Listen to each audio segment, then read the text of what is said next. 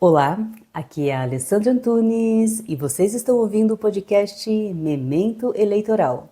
Sejam muito bem-vindas e muito bem-vindos. Esta é a terceira e última parte do assunto AIME e se você gostar, não deixe de dar like, de compartilhar com seus amigos, me ajude a divulgar o canal para que eu possa crescer aqui, para continuar trazendo informações de qualidade para vocês. Eu fiz esse podcast com muita dedicação, muito carinho, como eu tenho dito sempre. E é isso, pessoal. Me ajudem aqui. Vou ser imensamente grata a vocês por essa ajuda. E não posso deixar de agradecer por vocês estarem aqui e ouvir essa última parte de AIME. Muito obrigada mesmo. E vamos lá, a última parte sobre AIME. Vamos começar essa terceira parte falando sobre citação e defesa. José Jairo Gomes diz que, como não há lei eleitoral regulando a citação, ela deve ser realizada como determina o Código de Processo Civil. Bem, o artigo 246 do CPC determina que a citação será feita preferencialmente por meio eletrônico, no prazo de 2 dias úteis, contado da decisão que a determinar por meio dos endereços eletrônicos indicados pelo citando no banco de dados do Poder Judiciário, conforme regulamento do Conselho Nacional de Justiça. Nós sabemos que, no caso de pessoa candidata, o endereço eletrônico é informado à Justiça Eleitoral no ato do registro de candidatura.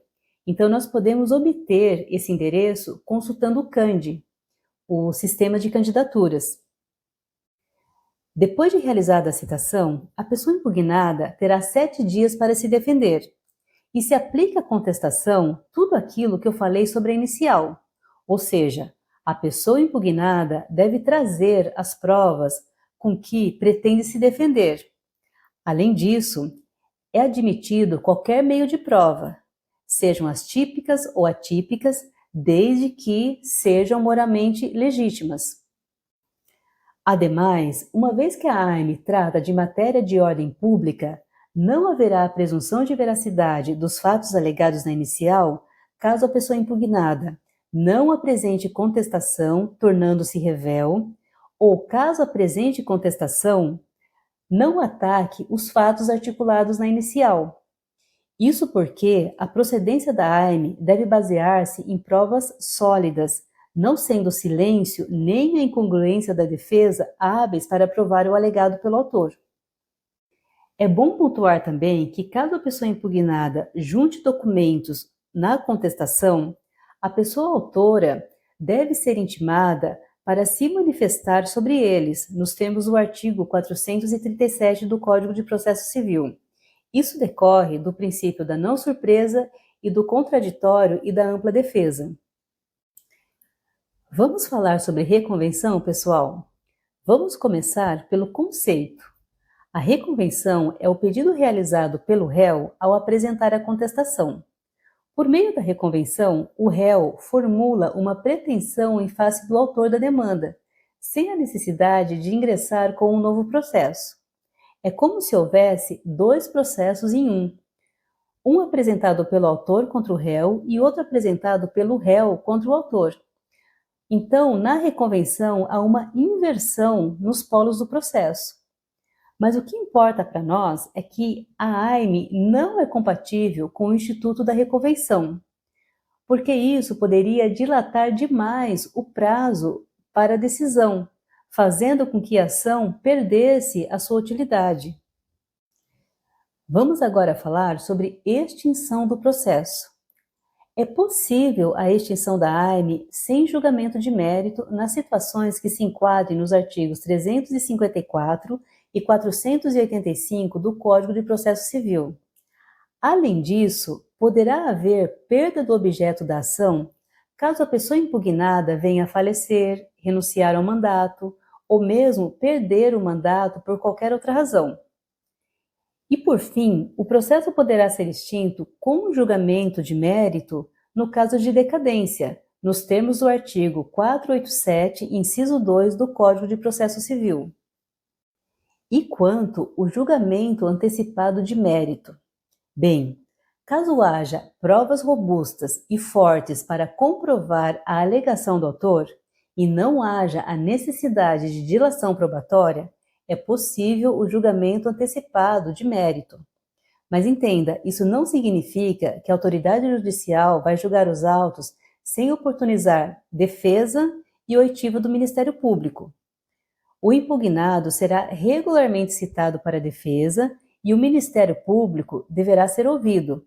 Logo depois disso, a autoridade judicial poderá proferir decisão, sem proceder à colheita de provas por meio da instrução processual.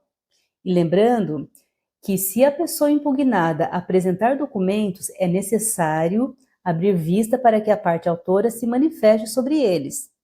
Sintetizando, o que não haverá no julgamento antecipado de mérito é a fase de instrução. E quanto à fase probatória? Como ela acontece nos casos em que há necessidade de instrução para verificação de provas? Bem, na fase probatória, haverá 5 dias para a produção de prova testemunhal e outros tipos de provas. Eu lembro que é possível arrolar até 6 testemunhas, podendo o juiz restringir ao número de 3 testemunhas a cada fato. Logo após, serão disponibilizados 3 dias para diligências com o intuito de produção de outras provas e, neste caso, pode haver nova audiência, se for necessário.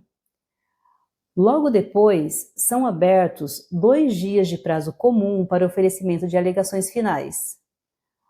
Depois, os autos serão encaminhados ao Ministério Público para que ele se manifeste no prazo de 2 dias, isso se ele não for parte nos autos.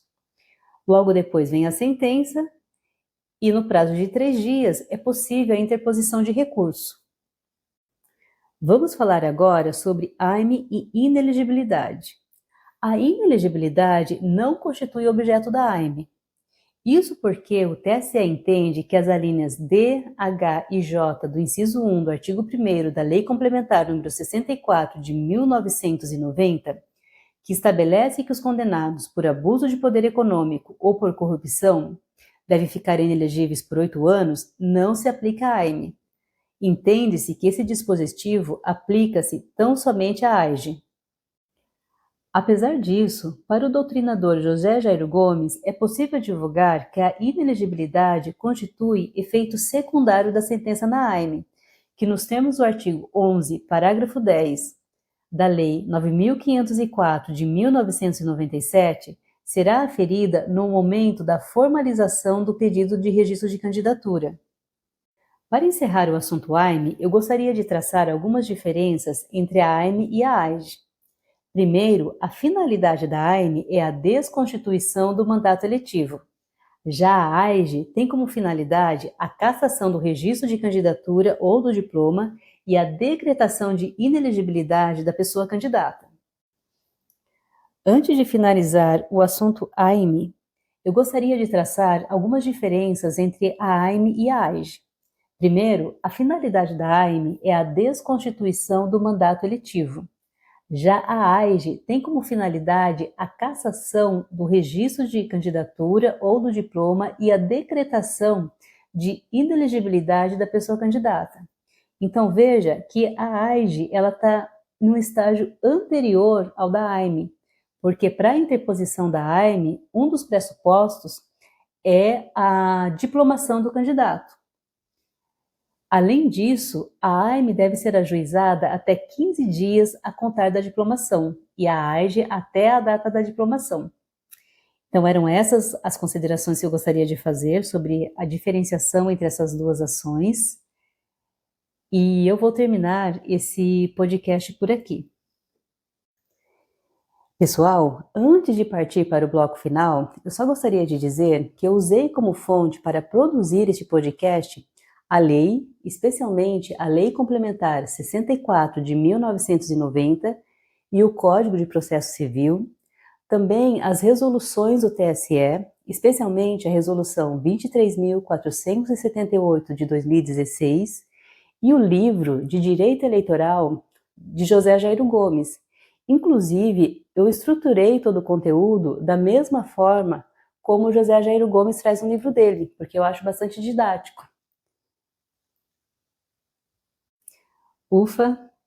Foi bem cansativo para mim gravar esse podcast a respeito de AIME, porque eu gravei os 3 episódios numa pancada só, então eu estou bem cansada, mas eu estou muito feliz, espero que vocês gostem do resultado, e muito obrigada, mas muito obrigada mesmo por ficarem aqui até o final, e mais obrigada ainda por estarem me ouvindo semanalmente. Sou muito grata a vocês, e até semana que vem. Grande beijo, fiquem com Deus e se cuidem. Até mais. Tchau, tchau.